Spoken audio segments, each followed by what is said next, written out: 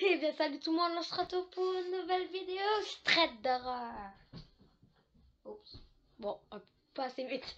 Non, salut tout le monde, on se retrouve pour une nouvelle vidéo. Je traite d'horreur, comme je viens de vous le dire. Cette fois-ci, une histoire, pas trop. J'espère que ça va vous plaire. Avant de commencer la vidéo, abonnez, likez, partagez, ça me fait toujours extrêmement plaisir. Vous connaissez. Ciao. Bon, c'est parti en fait.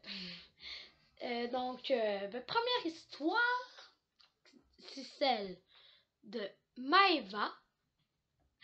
Ça se passait dans... Non, il y a quand même longtemps, mais une petite fille, une Maeva, nommée...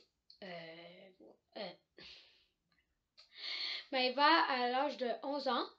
Oui, encore 11 ans, beaucoup de gens. Non, mais à l'âge de 11 ans, donc c'est ça. Elle avait 11 ans, et ses parents, ben elle, ça lui tentait. Elle a été passer la fin de semaine chez ses grands-parents, d'accord? Ses grands-parents, ils ont une grange et tout. Et ils aiment bien, et c'est ça, ils ont une grange vraiment proche de leur maison, proche dans le pré et tout, un long pré et tout. Et le soir, ils aiment bien faire des marches avec sa grand-mère, son grand-père et elle. Désolée, Maïva. Donc, elle se dit, ben, elle demande à ses grands-parents s'ils veulent aller faire une petite marche jusqu'à la grange et ça.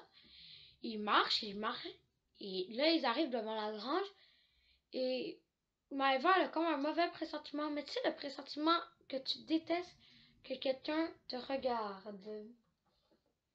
Je suis vraiment fou. J'ai vraiment peur. Ok, désolé. C'est le sentiment que personne n'aime. Genre, admettons, tu vois là, ici, là. Attends. Là. Ici, là, dans mon armoire, là. Qu'il y a un œil, là. Un œil qui apparaît. Genre, tu vois, que ça me ferait peur. Tu vois ce sentiment-là, là, que tu vois, que ça fait vraiment peur. Ben, celui-là, c'est ce sentiment-là qu'elle sentait. Ben, ses grands-parents et les grands-mères, je veux dire, elle dit, je me sens pas bien. Là, comme tous les grands-parents, ils font, oh, maintenant ça va bien aller, tu vois, ou pas. Mais non, j'arrête ma vie, là. Bon, mon armoire est correct. Donc là, j'arrête ma vie, ça se dit pas.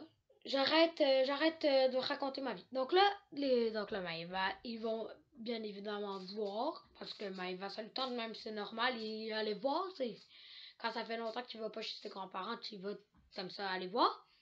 Donc là, ils rentrent dans la grange, et c'est comme d'habitude en fait, sauf qu'il a comme ok, désolé. Blanc de mémoire. Non, mais il y a des meubles comme à terre, comme s'il y avait eu un cambrioleur, mais pas un cambrioleur tout cassé, mais genre des meubles pas pitchés, genre descendus par terre, comme si quelqu'un cherchait quelque chose.